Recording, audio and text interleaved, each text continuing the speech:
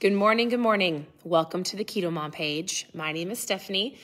It's a little bit later in the morning. I hope you're having an incredible Friday morning. If you're watching live, if you're watching on the replay, good morning or afternoon. All right, we're diving into the book. I was super focused this morning.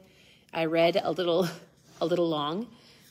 In my morning routine, I just could not stop reading. So I went longer in my morning, and then I decided to shower for you all.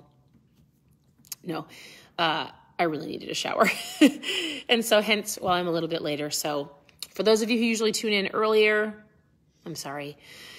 But we are diving into, and we're diving into chapter 3 of this book. So if you are like, what are we doing here? And you don't normally watch the morning lives, every morning, usually every morning, I come on and we go through a book to help you with your mindset, to help you.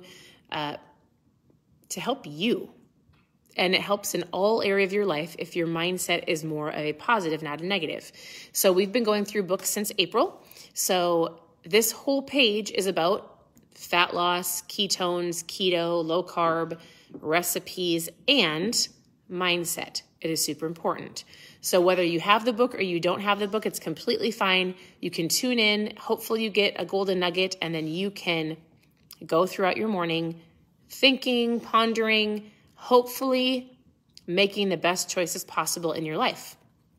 If you were on my text message, little inspirational text messages in the morning, I was listening to a podcast, and he was talking about focus. And he said, most people let the world control them, let their day control them. Between all of the books that we've gone through since April, there's a common theme, right? Your mindset is important. Owning your morning is important. You owning your day, you being intentional and focused with what you want in life. Because if you don't, the world will tell you when you're going to do things, what you're going to do. You basically just get into the rut of your comfortable life. I'm going to read something to you in a second. I think it was in here. Oh, I read a lot of different things. We'll see if we come to it. Anyways, so today is called Chapter 3, The Law of the Mirror. You must see value in yourself to add value to yourself. So you might be the best encourager to other people. You might have great words of encouragement, and you can see value in others, but if you aren't working on your mindset and you don't see it in yourself, the likelihood of you reaching your goals is unlikely. What does that mean? He says, I often ask myself what keeps people from being successful in any area of their life. I believe all people have seeds of success within them. All they need to do is cultivate those seeds, water them, feed them, and they will begin to grow. That is why I've spent my life trying to add value to people. I love to see people blossom. So, why do so many people fail to grow and reach in their own personal potential? How come? He says, I've concluded that one of the main reasons is low self-esteem. Most people don't believe in themselves. What if you had to rate yourself from 1 to 10 on how you value yourself, or if you believe in yourself, 10 being, I 100% believe I can do it, and 1 being like, there is no self-esteem here. If you wanted to rate yourself publicly, where would you rate yourself? 1 through 10, where is your self-esteem? 10 being like, I'm incredible, I've got this. 1 being like, I need a lot of help. And then in between. So he tells a ton of great stories. I'm not going to read the stories to you, but he talks about how their self-esteem is the single most significant key to a person's behavior. We can do very few things in a positive way if we feel negative about ourselves. No factor is more important in a person's psychological development and motivation than the value judgments they make about themselves. Every aspect of their lives is impacted by the way that we see ourselves. Did you know that maybe you feel like, well, let me think about this for a second, how I want to phrase it. You talk to yourself more than anybody else talks to you. And so the way your mindset is, you're either going to speak to yourself negative or positive, and that's who you listen to the most, is yourself. Super insightful. People are never able to You fell. I'm so sorry. I think it's because my kids hit the table. They're working on some school because I'm late to the game here. So we're doing math. We're doing all the things. Oh, yeah. Okay, I'll get to that in a second. So many things because I'm late and I lost everybody on the table for a second. So I've got 4 daughters. They're all behind the screen listening to me talk to you, and they're working on their math because they really want to go play tennis at open gym. So they've got to get stuff done if they want to go play, right? Yeah. Good morning. All right. We are going to keep going. Continue. Please continue. We've got a couple steps to build your self-esteem. There's 10 steps. I'm going to give you 5 steps today, and then I'll give you 5 steps tomorrow. All right? And of course, I didn't draw names for books, but I've been sending out all the books that I did draw names for. I need to set myself a reminder to make sure I put those people's names in there. So I think I mailed out like 10 books so far this week, and I'll be mailing out some more. So if you press the share button, let me know you shared. I'll go back the last 2 videos and draw a name tomorrow. Promise. Won't forget. All right. Here, the value we place on ourselves is usually the value others place on us. This is super important. He said, a man, this is the story I wanted to tell you. Ready? A man went to a fortune teller to hear what she had to say about his future. She looked into the crystal ball and she said, you will be poor and unhappy until you are 45 years old. And the man said, oh, well, what's going to happen after that? Asked the man, hopeful. And then you'll just get used to it. I'm sorry to say that that's the way most people live their lives, according to what others believe about them. If the important people in your lives expect them to go, if the important people in their lives expect them to go nowhere, then that's what they expect for themselves. That's fine if you're surrounded by people who believe in you, but what if you're not surrounded by people that believe in you? What if you're not? Isn't it interesting how you just get into a place in your life where you're comfortable, you don't love it, but you just stay there because it's what you know? And sometimes it's too hard. Well, it seems too hard to get out of like, oh, that's going to be hard. It's a risk. I don't know if I want to take it, but I'm so unhappy, but I'm going to stay in the unhappy. Is it worth it? Only you can answer that. You shouldn't become too concerned about what others might think of you. You should be more concerned about what you think of yourself. You don't have to accept what others say. Isn't that wonderful? So here are the steps to build your self-image. If you put small value on yourself, rest assured the world will put a small price tag on you as well. Number 1, guard your self-talk. This is hands down the number 1. Who are we talking to? Oh, not right here? Oh. My husband propped up his phone, so we've got TikTok online too. Welcome, TikTok. I'm actually looking right here, but they're over here. Anyways, we're talking about this book, if you're curious. And we're going to give you 5 steps. The other 5 steps will come tomorrow in building your own self-image. Number 1, hands down, is one of the most important things we, my husband and our children, talk about in our home, is the power of guarding your self-talk. Your words are powerful. It is biblical. It is scientific.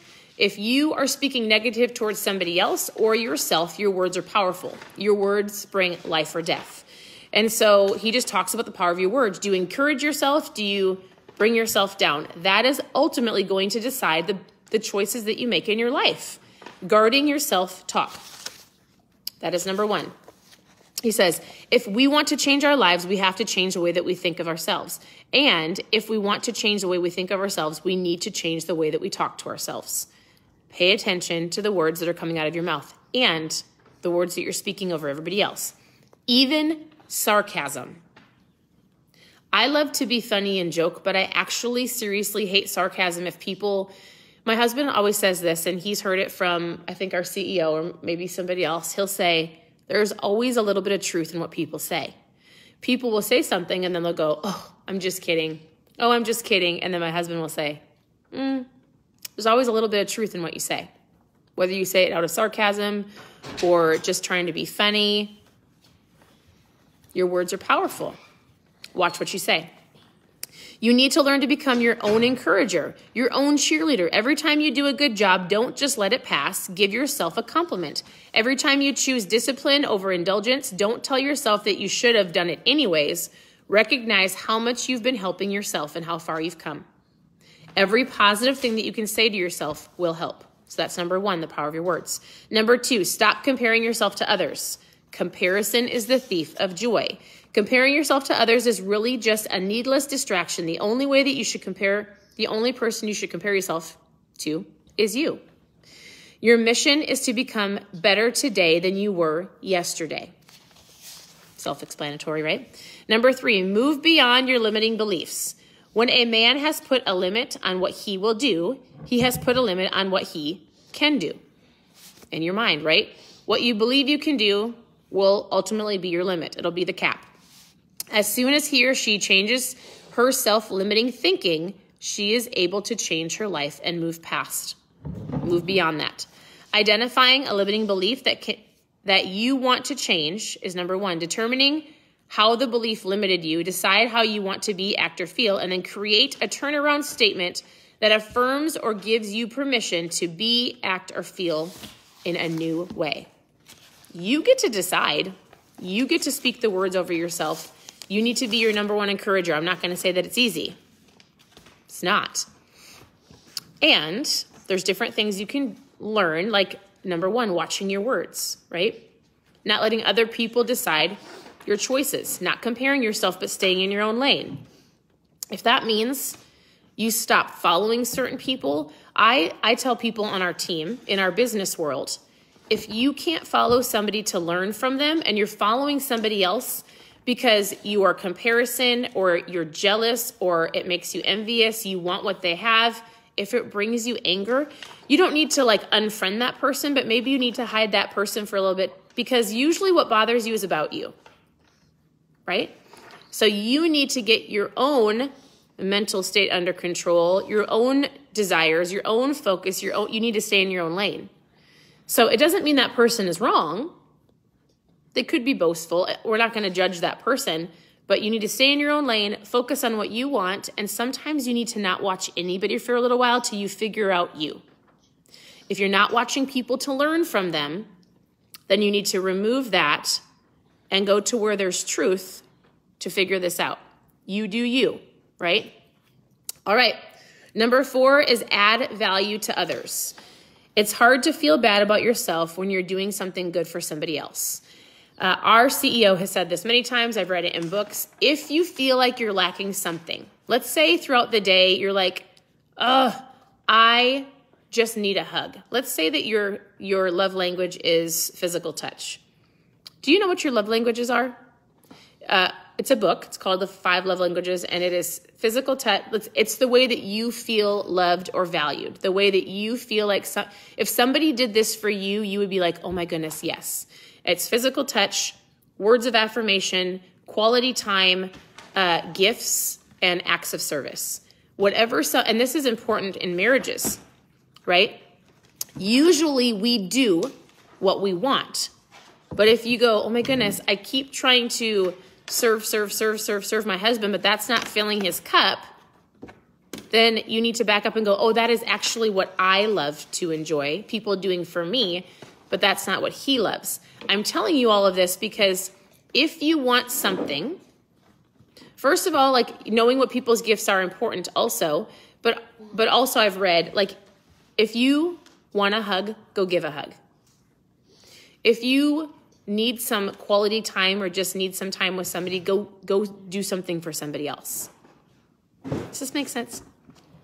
Add value to others.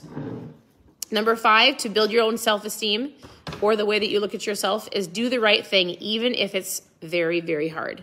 And so then it just basically talks about being honorable, having a good character, doing things that are right, so you don't feel guilty. So we're going to go into the last 5 tomorrow because that was a lot to cover. And if there's one thing that I tell people to truly, truly, truly focus on that can change everything in your life, besides reading and working on your mindset, is really pay attention to the words that are coming out of your mouth. Not sarcasm, the things that you're speaking over your spouse or your children or your job or your boss. Shut your mouth. You've got 2 ears and 1 mouth, right? If you're not going to say something that's going to add value to yourself or anybody around you, then don't say it, especially to yourself. Oh, I'm fat. I'm always going to be fat. I will never achieve that. I'll never look like that. I would never get that promotion. Nobody will ever love me. Stop it. Stop. That's not true. It's not true at all. It's actually trash. We, for a long time, played a game in our home called Truth or Trash. And then I'll end with this. Our friend and our mentor, my mentor, Sherry, they made this little game, and it's Truth or Trash, and they played it with their kids, and I haven't necessarily played the game with our girls, but sometimes when they're saying things, I'm like, is that true or not, right? You can do this with your kids. Start identifying the words that are coming out of your mouth and in your family and people that you're around, friends, coworkers. And when you start hearing things, you go, is that truth or trash? Negative or positive? We even do that with things we're watching, the music we're listening to, the things that you're putting into your mind, listening, watching, speaking. There is truth and there is definitely trash. It's very important to be able to identify that and to stop it before you speak it. It's very important. So with that, I hope you guys have an incredible day. This is the book that we are going through. We will continue to go through the book until we are done. It's going to take us all month to get through this because it's a thick book, but it's great. So I hope you have a great day. Continue to tune into the KetoMom page for recipes, tips, tricks, all of the things that you need to help you on your keto, low carb, healthy journey. Send me a message with any questions that you have. If you do have questions about ketones, you can always go to ketomom.com. There actually just happened is does anybody use cream in their coffee? If you watch me in the afternoons, I talk about the ketones that I drink, but right now the keto cream is available.